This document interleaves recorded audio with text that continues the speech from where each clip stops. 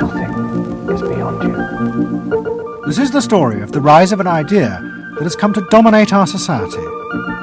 It is the belief that the satisfaction of individual feelings and desires is our highest priority. Today we're going to tell you how to get whatever you want.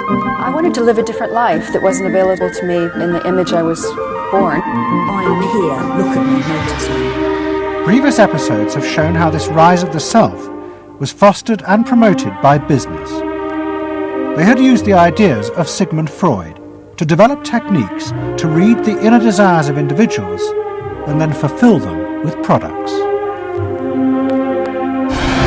This final episode is about how that idea took over politics. It tells the story of how politicians on the left, in both America and Britain, turned to these techniques to regain power. They believed that they were creating a new and better form of democracy, one that truly responded to the inner feelings of individuals.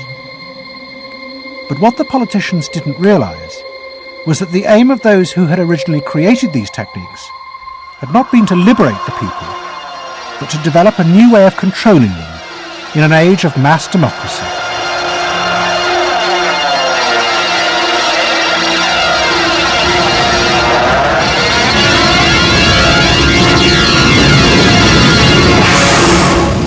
The roots of the story lie way back in the America of the 1920s with one man. He was called Edward Bernays, the nephew of Sigmund Freud. Bernays had been one of the inventors of the profession of public relations, and he was fascinated by his uncle's theory that human behaviour was driven by unconscious sexual and aggressive drives.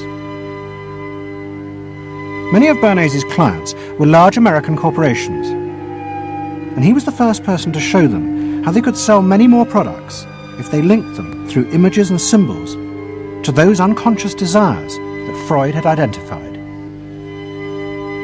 The strategy he offered them was that people could now look at the goods that were emerging within this society and not merely view those goods as things that they needed in order to deal with some specific material want, but also as goods which would stroke and respond to deep emotional yearnings. You know, how this bar of soap or this bag of flour will make you a happier, more successful, more sexually appealing, less fearful person, somebody to be admired rather than reviled. The powerful people in that world are those people who are capable of reading the public mind and giving the public what it wants in those terms. And Bernays was at the heart of it. Bernays was the guy who was the foremost articulator of the theories which were driving this new system. By the 1980s, Bernays' ideas had come of age. A vast industry had grown up in America, devoted to reading the inner desires of consumers. At its heart was the technique of the focus group. Previous episodes have shown how the focus group was invented by psychoanalysts employed by US corporations. The aim was to allow consumers to express their inner feelings and needs, just as patients did in psychoanalysis. The information was then used to promote and design new products that would fulfill those desires. And Edward Bernays, who was now nearly 100 years old, was celebrated as the founding father of this marketing world. Hi, Doctor. Good to see you. Come on up over here. There you go. Doctor, tell me again what the doctor is. What are we dealing with here? You're the father of what public we're relations. dealing with really is the concept that people will believe me more if you call me doctor. Oh, I see. So, that's a good idea. And Bernays' ideas and techniques were also about to conquer Britain in the 1980s. Unlike America, the ruling elites in Britain had always distrusted the idea of pandering to the masses. It was epitomised by the patrician elite who ran the BBC. Even as late as the 60s, popular programmes were referred to as ground bait. Their real job was to lure the viewers into watching the more serious programmes the elite knew was good for them. And market research reflected this attitude. Individuals were observed and classified by market researchers according to their social class from A through C2, D and E. Probably they might be C2s. Yes, I think by the way they're carrying their luggage. Or yes, no taxi. No taxi, and all stuffed in the bags like that. I think the lady possibly sets her own hair, which is always an indication. Yes. The children are nicely dressed. Yes, they are. Probably a skilled worker. A skilled, yes, a skilled worker. I would think say so. Yes, I would say so. Certain apprenticeship or done some. That's qualifying time. We agree then. Yes, we think C2. We think so. Yes. When people were asked their opinion about both products and politics, they were selected by social class and asked only strictly factual questions about what they thought. Leaving your own party sympathies on one side, who do you think will win this forthcoming election? Labour. And tell me which you prefer. Which party do you think you'll be voting for? This time, Liberals. You'll be voting for the Liberals. And who do you think will be second? Conservative. This one. Thank you. The idea that one might ask people what they themselves felt and desired, and then give it to them, was seen as alien to the ruling elites, which would challenge their belief that they knew what was best for the public. There's evidence in other countries, in the United States for example, where pollsters have been used before elections to interpret the mood of the public, and then you give people more what they want to have and less what they ought to have. But again, this could be alleged to be more democratic, I don't know. It's very dangerous ground, I think, though, when polls are used in that way. But then, in the economic crisis of the mid-70s, British industry was forced to begin to pay attention to the inner feelings of consumers. As the recession deepened, consumer spending fell dramatically, and the advertisers insisted that the only way for companies to survive was to make their advertising more effective. And to do this, they would have to delve into people's underlying psychological motives for purchasing. The advertising industry started to bring in Americans to run focus groups with British housewives. Everyone is a unique person, and even though you're a group of 10 today, we don't want a group opinion, and we want to know your ideas and your thoughts, no matter how crazy it might be. Please let your imagination run wild, because that's how very crazy things like instant coffee got born. Now, can we get somebody, this lady, to be a kitchen sink? And kitchen sink, how do you feel with these things that are being used to clean you up? Well, I've got to feel clean. I've got to be kept clean. So I feel that. I should hate it if I was all greasy, so I've got to be easy to clean. Okay, now the housewife, this lady, what would you use to clean your kitchen sink? A scouring powder. Of course, a cloth to apply the things on, and plenty of water. Now, how do you feel as you're doing this chore? Feel satisfied? Well satisfied when I have done it, yes. I'm doing my duty. I feel it's a job well done. The consumers were encouraged to play at being products, from household cleaners to car seat belts. The aim was not to talk rationally, but to act out and reveal their inner emotional relationship to products. Which firmly and unmistakably underlines. And then a politician emerged who also believed that people should be allowed to express themselves. Instead of being controlled by the state, the individual should become the central focus of society. Some socialists seem to believe that people should be numbers in a state computer.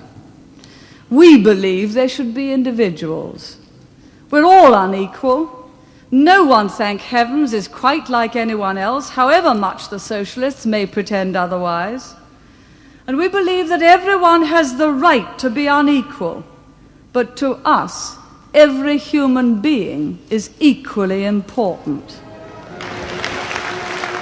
A man's right to work as he will, to spend what he earns, to own property, to have the state as servant and not as master, they are the essence of a free economy, and on that freedom all our other freedoms depend.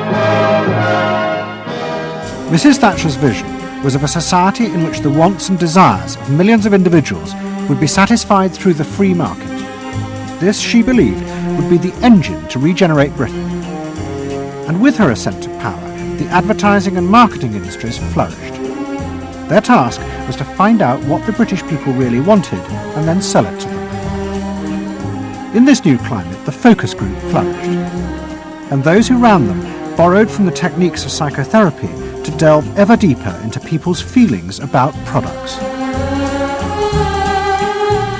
We're trying to understand how people feel about brands, how they relate to brands, that is to say, what the brand's personality is as far as consumers are concerned. And there are a number of techniques which are very, very helpful for getting to that understanding. The consumer is given crayons to doodle, to express their feelings, to go inside their own head, pull out their feelings and somehow get them onto paper. And these are ordinary drinkers expressing their feelings about drinking Guinness.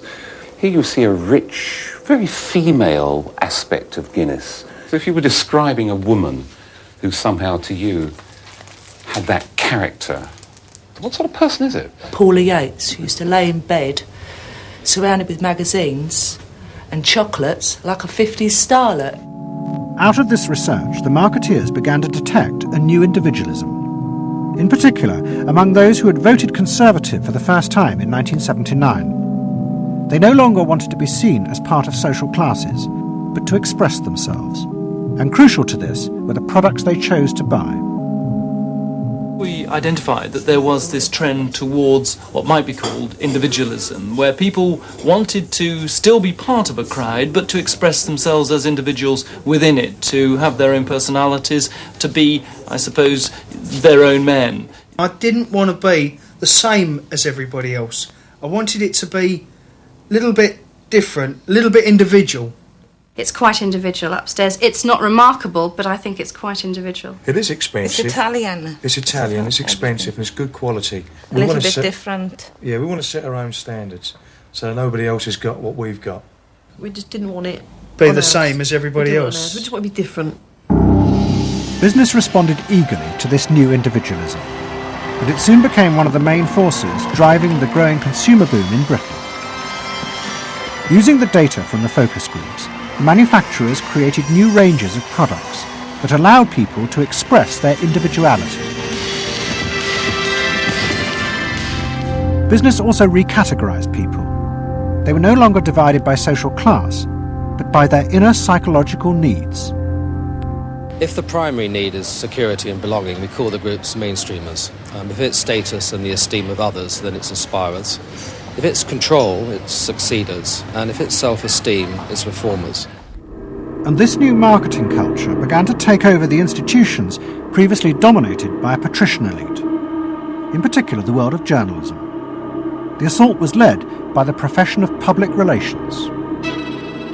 In the past, PR had been seen as seedy and corrupt, but now it became a glamorous business, promoting products and celebrities. And one of the rising stars was another member of the Freud family, Matthew Freud, the son of the Liberal MP Clement. What Freud and other PRs realised was that they could use their celebrities as levers to infiltrate advertising into the editorial content of newspapers. The newspapers were offered exclusive interviews with celebrities, but only if they also agreed to mention products made by Freud's corporate clients, in terms dictated by the company. What happened with Freud's was that you effectively got some kind of product placement, or even product, the manufacturers of the product got some degree of control over how their products would appear in print. So if, for example, you did want to write about Caprice's passion for stuffed crust pizza, you would sign a contract which guaranteed that you would mention the firm Pizza Hut in at least twice in certain positions in the introductory paragraph of the article, that you would agree to run the Pizza Hut logo at such and such a size in such and such a place, and of course that you would agree to run the enclosed pictures of Caprice eating her stuffed crust pizza. There was no choice about how you would run this article in the press. You were effectively told how to run the article in the press. By Freud's? By Freud's. It's a rise of the corporate culture and the rise of business. To traditional journalists, this infiltration of advertising into the editorial pages was a corruption of their profession. But to Mrs. Thatcher's allies, like Rupert Murdoch, who owned The Sun and The Times, it was part of a democratic revolution against an arrogant elite who had too long ignored the feelings of the masses. They hate to see someone communicating with the masses. They feel that newspapers, the written word is not for the masses. That should be left to television, or perhaps to nobody. I'm very proud of The Sun. And The Sun was not represented tonight in your film. You just took page 3, which everyone seems so fascinated with. What about page 1, page 2, every other page of the paper? It was a typical piece of slanting and elitism by the BBC, who, after all, in order to get viewers for this programme, put on a very sexy episode of Star Trek, which I was watching out in the room there. Oh, I don't think they put it on to get us viewers. I think we just are lucky to follow. They try to carry viewers into these show programmes. You know how it's done. By the late 80s, Mrs. Thatcher and her allies in advertising and the media had brought the desires of the individual to the centre of society. As last week's episode showed, it was the same transformation that President Reagan had brought about in America. Both politicians had encouraged business to take over from government the role of fulfilling the needs of the people. In the process, consumers were encouraged to see the satisfaction of their desires as the overriding priority. To Thatcher and Reagan, this was a new and better form of democracy. But to their opponents in the parties of the left, they had summoned up the most selfish and greedy aspects of human nature. Ronald Reagan and Margaret Thatcher both embraced an economic philosophy that says the unit of judgment was not only the individual, but it was the individual's personal satisfaction, the individual's own unique happiness and well-being. It was, in a sense, the triumph of regarding individuals as purely emotional beings who have needs and wants and desires that need to be satisfied and can be satisfied unconsciously. It goes way back to the early part of the 20th century, to Freud, to notions of the unconscious, the assumptions that we are, in terms of our rational minds, we're little corks bobbing around on this great sea of hopes and fears and desires of which we are only dimly aware. And that the role of a marketer, the role of somebody selling something, including a politician, is to appeal to this great swamp of desire, of unconscious desire. The left believed the opposite, that the way to create a better society was not to treat people as emotional, isolated individuals, but to persuade them to realise that they had common interests with others, to help them rise above their individual feelings and fears. Let me assert my firm belief that the only thing we have to fear is fear itself, nameless, unreasoning, unjustified terror, which paralyzes needed efforts to convert retreat into advance. This idea had flourished in America in the Depression of the 1930s.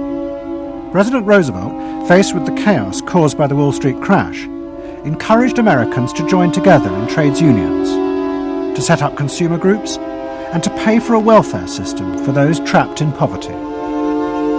His aim was to create a collective awareness which would become a powerful weapon against the unfettered power of capitalism, which had caused the crisis.